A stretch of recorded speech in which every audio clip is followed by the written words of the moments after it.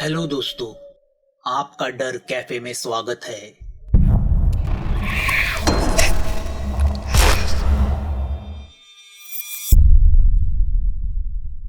दूसरे दिन से पुष्कर बैंक के काम में मशरूफ तो हो जाता है, मगर वो बूढ़ा मांत्रिक और उसकी लोगों को अमीर बनाने की मांत्रिकी शक्ति उसके दिमाग से नहीं जाती।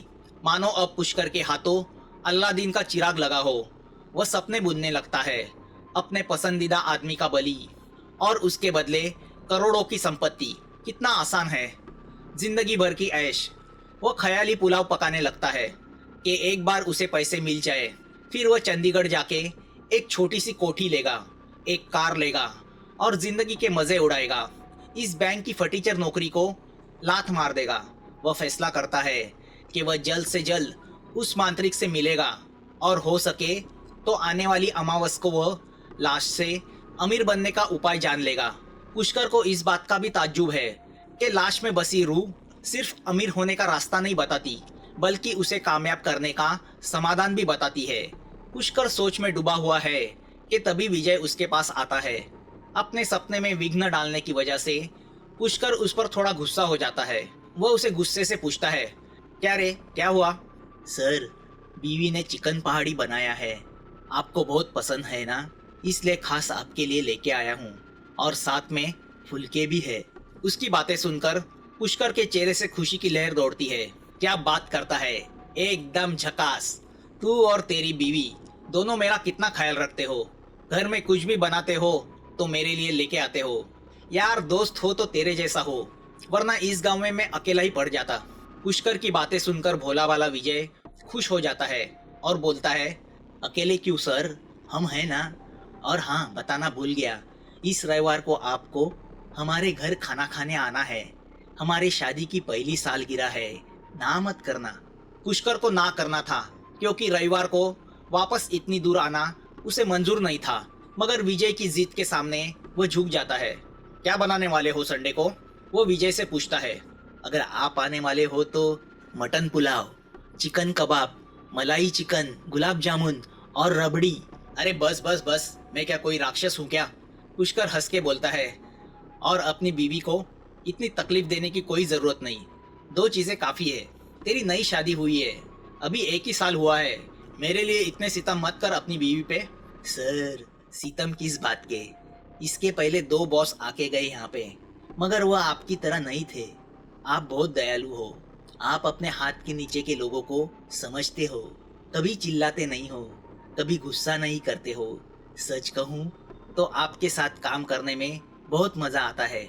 विजय बड़ी सादगी से कहता है, अरे बस यार, रुलाएगा क्या? इतनी तारीफ मत करो मेरी, मैं रविवार को आ जाऊंगा। जाओ काम करो। विजय चला जाता है। पुष्कर सोचने लगता है, सचमुच इस बैंक के लोग कितने अच्छे हैं। विनीत, नेहा, गोविंद सब उसका कितना आदर करते हैं और प्यार भी करते हैं। रविवार की सुबह पुष्कर विजय के घर पहुंच जाता है। इसके पहले पुष्कर ने विजय की बीवी को कभी देखा नहीं था। वो पहली बार उसे देख रहा था। उसे देखते ही वह दंग रह जाता है। वह जितना अच्छा खाना बनाती थी, उससे कई ज्यादा वो खूबसूरत थी। पुष्कर उसे एक पल देखते ही रह जाता है।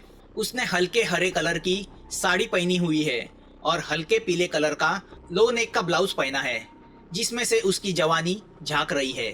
उसकी गोरी कांति, उसके भूरे बाल, उसकी काली आंखें, मानो भगवान ने उसे फुर्सत में बनाया हो। पुष्कर को वह एक अप्सरा की तरह लगती है। सिर्फ चेहरे की खूबसूरती ही नहीं, बल्कि उसके शरीर की गोलाई भी भलो भलो के होश उड़ाने के काबिल थी। जवानी से पूरी तरह भरी हुई। पुष्कर मन ही मन सोचता है, साले विजय का नसीब अच्छा है जो इसके जैसी हरी भरी लड़की मिली। वो विजय को देखता है। विजय यामिनी की पहचान अपने सर से करा देता है। वो शर्माते हुए पुष्कर को बताती है कि घर में उनके चर्चे होते रहते हैं। विजय यह बोलते नहीं थकता कि उसके सर कितने अच्छे इंसान है। तो इस पर पुष्कर उससे कहता है कि वह भी कमाल की कुक है। उसने आज तक उसके जैसी बेमिसाल रसोइया नहीं देखी। उसके हाथ में जादू है। पुष्कर की बातें सुनकर वह शर्मा जाती है। विजय का घर छोटा ही है, मगर अच्छी तरह सजाया हुआ है। वह दोनों घर के हॉल में लगी छोटी सी टेरेस में बैठ जाते हैं। विजय को पता है कि सर का संडे का प्रोग्राम क्या होता है, इसलिए वह अलमारी में से सर का फेवरेट ब्रांड डीएसपी ब्लैक निकालता है और 2 पेग बनाता है। जैसे ही दोनों चीयर्स करते हैं, यामिनी अंदर से पकोड़े लेके आती है। पुष्कर एक घूंट लेता है। तभी उसकी नजर झुके हुए यामिनी के गोरे यौवन पे पड़ती है। झुकने की वजह से उसका पल्लू थोड़ा ढल गया है, जिसमें से उसकी गोरी गोलाई पुष्कर को साफ नजर आती है। वो बेचैन हो उठता है। दोनों पेग पे पेग चढ़ाने लगते हैं। विजय यहाँ वहाँ की बातें कर रहा है, मगर पुष्कर की नजर रसोई घर में खाना बना रही यामिनी पे होती है। वो जहाँ बैठा है वहां से रसोई में काम करती यामिनी साफ नजर आ रही है। उसके बदन की वह हलचल, उसकी वह ट्रांसपेरेंट साड़ी और उसमें से झांकती उसके बदन की गोलाई पुष्कर को परेशान कर देती है। बार बार उसकी नजर किचन में काम करती यामिनी पे जा रही है।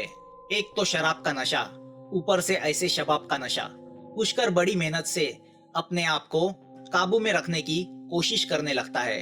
वह मन ही मन सोचता है कि अगर वह बार बार यामिनी को देखेगा तो विजय को उस पे शक होगा और वह अच्छा भी नहीं लगेगा। वह उसका इतना सम्मान करता है और मैं हूँ कि उसकी बीवी पे बुरी नजर रखे हुए हूँ। जैसे ही खाना रेडी हो जाता है, यामिनी का हुक्म आता है, पीना बस करो और खाना खा लो। पुष्कर तो चाहता था कि वह ऐसे ही पीता रहे और सामने खड़ी यामिनी को देखता रहे, मगर पुष्कर अपने हाथ रोक लेता है और पीना बंद करता है। उसे चिंता थी ज्यादा पी के कहीं वो बहक ना जाए। यामिनी ने खाना सचमुच बहुत ही स्वादिष्ट बनाया था। पुष्कर उसके खाने की तारीफ करते नहीं थकता। खाना परोसते वक्त यामिनी के शरीर की हो रही हलचल पुष्कर अपने आंखों में समाये जाता है। कभी उसके पल्लू से झांकती जवानी, तो कभी पीछे से मटकती उसकी गोलाई। आखिर क्या क्या देखे। खाना खत्म करके पुष्कर अपने घर निकलने की तैयारी करता है। निकलते वक्त यामिनी शर्माते हुए उसे वापस आने का न्योता देती है। सर पे चढ़ी शबाब और सामने खड़ी शर्माती अप्सरा का न्योता। एक पल तो पुष्कर को लगता है कि इसे इधर ही बाहों में ले ले। खुद पे कंट्रोल रखकर पुष्कर हाँ कह के वहां से निकल पड़ता है।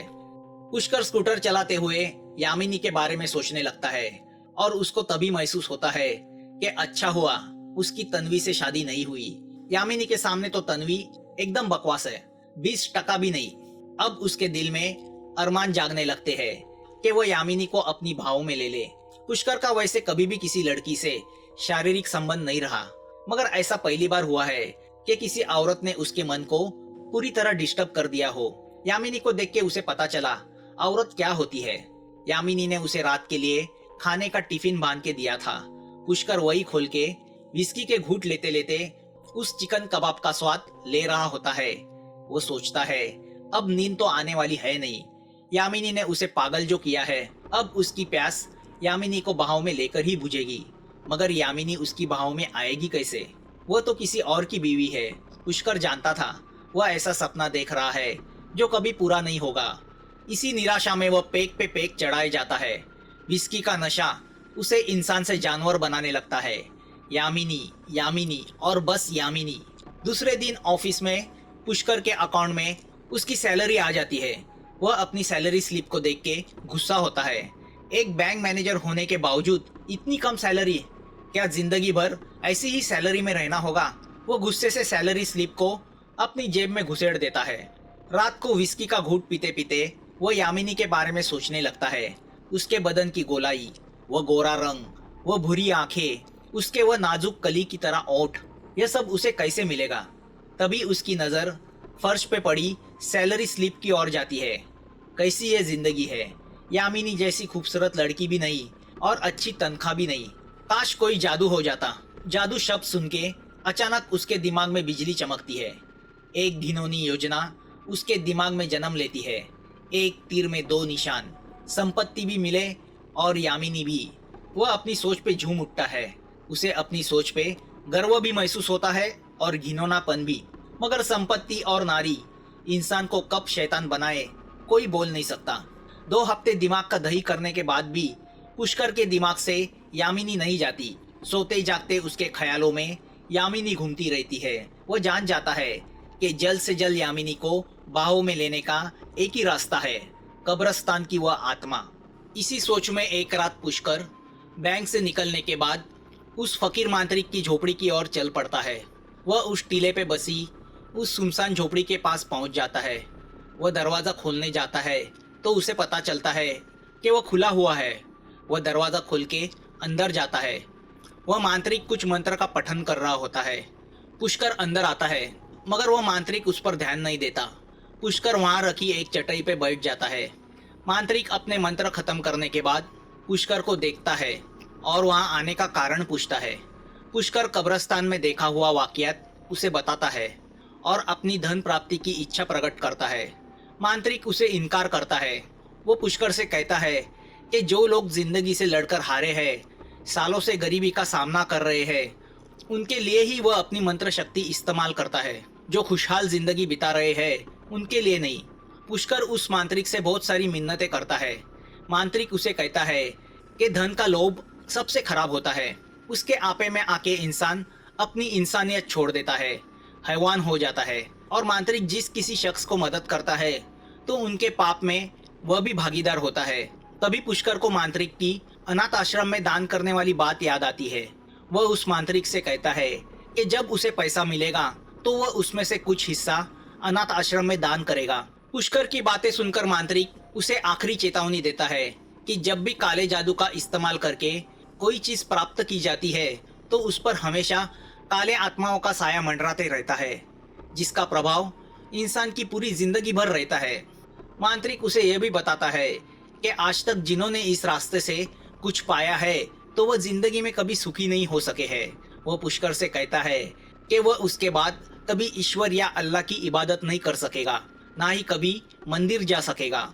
अगर वह ऐसा करेगा तो उसकी मृत्यु हो जाएगी। पुष्कर मांत्रिक से कहता है कि वह सब परिणामों को भोगने के लिए तैयार है। मांत्रिक एक बार उसे देखता है। वह अपने अनुभव से जान चुका है कि जब भी किसी इंसान के दिमाग में धन का भूत सवार हो जाता है तो उसे समझाने का कोई उपयोग नहीं होता। मांत्रिक एक पल पुष्कर को देखता है और कहता है, ठीक है, अगले अमावस को कब्रिस्तान आ जाओ और साथ में 10,000 रुपए लेके आना। और हाँ, ऐसे किसी इंसान की कोई चीज लेके आना जो तुम्हारा चहीता हो, दुश्मन ना हो। काले आत्मा को उसकी बलि चढ़ानी होगी। पुष्कर को उसकी यह शर्त तो पहले से ही पता थी। वह मन ही मन खुश हो जाता है। संपत्ति और यामिनी के बदले विजय की बलि। अब पुष्कर बड़ी बेसब्री से अमावस की रात का इंतजार करने लगता है। बैंक में अपने आसपास विजय को काम करते देख उसे थोड़ा दुख जरूर होता है, मगर कुछ पाना है तो कुछ खोना तो पड़ेगा ही। वो विजय को टालने की कोशिश भी करता है, मगर उसमें सफल नहीं होता। अमावस के एक रविवार पहले वो विजय को बोलता है कि वो उसके घर खाना खाने आएगा। विजय बहुत खुश होता है। उस रविवार वो विजय के घर जाता है। आज यामिनी ने ऑरेंज कलर की साड़ी पहनी हुई होती है। उस रंग में उसका गोरा रंग कुछ और ही उभर के आ रहा है।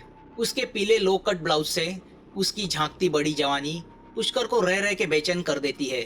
वह मन ही मन सोचता है कि आज नहीं तो कल यह सब उसका ही होने वाला है। पुष्कर यामिनी के हाथ एक बड़ा पैकेट थमाता है, जिसमें यामिनी के लिए एक महंगा वाला ड्रेस मटेरियल और 6711 परफ्यूम की बोतल है। वह देख के यामिनी खुशी से फूले नहीं समाती। वो विजय को भी पैंट पीस देता है, जिससे विजय के आंखों में आंसू आ जाते हैं। पुष्कर साथ में बहुत सारी मिठाई भी लेके आया है। पुष्कर के उपहार देख के विजय और यामिनी दोनों सहम जाते हैं। विजय पुष्कर से कहता है, सर, इतना सब करने की क्या जरूरत थी? उस पर पुष्कर उससे कहता है, तुम दोनों मेरे लिए इतना जो कर रहे हो वो करने की क्या जरूरत है? यामिनी पुष्कर से कहती है, आपके रूप में इन्हें बड़ा भाई मिल गया। हमारे रिश्तेदारों ने तो हमसे मुंह मोड़ लिया है, मगर अब हमें उनकी जरूरत नहीं। आप जो मिल गए हैं। पुष्कर एक पल यामिनी की आंखों में देखता है। उसकी अप्सरा जैसी खूबसूरती वह अपनी आंखों में समाना चाहता है। विजय और यामिनी दोनों पुष्कर के पैर छूते हैं। उनका वह आदर देख के पुष्कर एक पल दंग रह जाता है। एक पल उसे अपनी सोच पे अफसोस होता है कि वह दोनों उसे मान सम्मान दे रहे हैं और वह गंदी सोच लेके बैठा है। तभी उसकी नजर झुकी हुई यामिनी के ब्लाउज की ओर जाती है, जिसमें से उसकी जवानी पूरी तरह से बाहर झांक रही है। पुष्कर के दिल में शैतान फिर से जाग जाता है। वह दोनों से कहता है, अरे तुम्हारी शक्ल में मुझे भी तो इस जंगल में रिश्तेदार मिल गए हैं। आज से तुम मेरे घर के सदस्य हो। पुष्कर की बातें सुनकर दोनों शर्मा जाते हैं। यामिनी काम पे लग जाती है। विजय और पुष्कर दोनों ड्रिंक्स लेते लेते गपशप मार रहे हैं। पुष्कर की नजर अंदर काम कर रही यामिनी पे जा रही है। काम करते वक्त उसके बदन की हो रही हलचल उसके दिल में हलचल पैदा कर देती है। विस्की से ज्यादा नशा तो उसे यामिनी को निहारने में आ रहा है। विजय की बातों पे उसका ध्यान नहीं है। वह बस यही सोच रहा है कि यामिनी की जवानी उसके बाहों में कैसे आएगी। वह फैसला कर लेता है कि बस कल की देरी है, फिर यह हरा भरा बदन उसका ही तो होने वाला है। खाना खा के पुष्कर सीधे घर पहुंचता है। वह अपने घर के बालकनी में खड़े होके यही सोचता है कि कल वह आत्मा उसे धन प्राप्ति का क्या रास्ता दिखाएगी। उसकी ना कोई अमीर मौसी है, ना चाची, और ना ही कोई रिश्तेदार। क्या उसके घर के पीछे जमीन में छुपा हुआ कोई धन होगा? क्या आत्मा उसे बैंक पे डकैती डालने को तो नहीं बोलेगी? पुष्कर इस सोच में बेचैन हो जाता है। रात भर उसे नींद नहीं आती। दूसरे दिन वो थोड़ी देरी से ही बैंक पहुंच जाता है। उसे देखते ही विजय उससे बड़े आस्था से पूछता है, सर, आपकी तबीयत ठीक है ना? बहुत थके हुए लग रहे हैं। आप चाहे तो थोड़ा आराम कर लीजिए। पुष्कर उससे आंखें चुराते हुए बोलता है, अरे नहीं रे, मच्छरों की वजह से रात भर मैं सो नहीं पाया। सर, मैं आपको कहता हूँ, छोड़िए उस पहाड़ी का घर और यही पास में आ जाइए। मैं आपको एकदम सस्ते में एकदम बेहतरीन घर दिला देता हूँ। आपके खाने पीने की चिंता भी खत्म हो जाएगी। रोज यह स्कूटर से इतनी दूर जाना भी खत्म होगा। मैं और यामिनी पास रहेंगे तो आपका अकेलापन भी दूर होगा। पुष्कर उसे देखता है और बोलता है, मैं भी यही सोच रहा हूँ। उस पर विजय खुश होकर बोलता है, तो चलो आज से ही मैं घर देखना शुरू करता हूँ। विजय का वो प्यार देख के पुष्कर को उसकी नजर से नजर मिलाना मुश्किल हो जाता है। वह मन ही मन यही सोचता है कि क्या वो कोई गलती तो नहीं कर रहा, मगर वासना और पैसे ने उसके दिमाग की सोच को मानो बंद करके रख दिया था। दोपहर को वह विजय के साथ खाना खाने बैठता है। यामिनी ने पनीर के कोफ्ते और भरी हुई शिमला मिर्च बनाई है, मगर आज पुष्कर को उसका स्वाद नहीं लग रहा। आज की रात कयामत की रात थी। वह खाना खाते खाते बड़ी अक्लमंदी से विजय का रुमाल उठा लेता है और अपने बैग में रखता है। 7:30 बज जाते हैं। बाकी का स्टाफ घर चला जाता है। बैंक में सिर्फ अब विजय, गोविंद और वह खुद रह गया है। सर, आप घर नहीं जा रहे? विजय पुष्कर के केबिन का दरवाजा थोड़ा खोलते हुए उससे पूछता है। पुष्कर सर उठा के उसे देखता है और बोलता है, थोड़ा वक्त लगेगा। अगले हफ्ते मेन ब्रांच के अफसर स्क्रूटिनी के लिए आने वाले हैं। रिपोर्ट रेडी करके रखता हूँ, तुम जाओ, मैं कुछ देर में निकलूंगा। ठीक है सर। और हाँ सर, कल रात को आपको हमारे घर खाना खाने आना पड़ेगा। विजय की बातें सुनकर पुष्कर सरप्राइज होके उसे देखता है। अरे कल ही तो आया था। सर, कल यामिनी की सालगिरह है और उसकी जिद है कि उसकी सालगिरह पे आप उसमें शामिल हो। पुष्कर एक पल शॉक हो जाता है। उसे समझ में नहीं आता वो क्या जवाब दे। वो यामिनी के बर्थडे के दिन उसे विधवा बनाने का सोच रहा है। ठीक है, कल मैं तुम्हारे घर आऊंगा, पुष्कर गिरी हुई आवाज में बोलता है। Thank you sir. विजय चला जाता है, मगर पुष्कर उसकी तरफ देखता ही रह जाता है। पुष्कर काम में ध्यान बटाने की कोशिश करता है, मगर काम में उसका मन नहीं लगता। वह बार बार घड़ी की ओर देख रहा है। आज मानो घड़ी धीमी गति से चल रही है। गोविंद ने लाए हुए वड़ा पाव की ओर उसका ध्यान नहीं जाता। वह इंतजार कर रहा है 11:30 बजे का। आखिर घड़ी में 11:30 बजते हैं। वह कंप्यूटर बंद करता है, बैग खोल के चेक करता है विजय का रुमाल अंदर है कि नहीं। वह रुमाल देख के वह एक पल सोच में पड़ जाता है कि वह यह सब छोड़ के कहीं चला जाए। ना कोई धन संपत्ति हो, ना कोई नारी, बस दिल को सुकून देने वाली शांति हो। पुष्कर अपनी ही सोच में बैंक के बाहर आता है। गोविंद कुर्सी पे से खड़ा हो जाता है और पूछता है, साहब घर जा रहे हो? पुष्कर जवाब नहीं देता। वह स्कूटर के पास जाके स्कूटर को स्टार्ट करता है और तेजी से कब्रिस्तान की ओर चल पड़ता है। दोस्तों, यह पार्ट यही खत्म होता है। इस कहानी का अगला पार्ट जल्द आपके सामने आ जाएगा। अगर आपको यह कहानी अच्छी लगी हो तो प्लीज इस चैनल को सब्सक्राइब कीजिए। आपके कमेंट्स का हमें इंतजार रहेगा और नोटिफिकेशन के लिए बेल आइकन दबाना मत भूलना। जल्द मिलेंगे एक नए डर के साथ। Thanks for watching.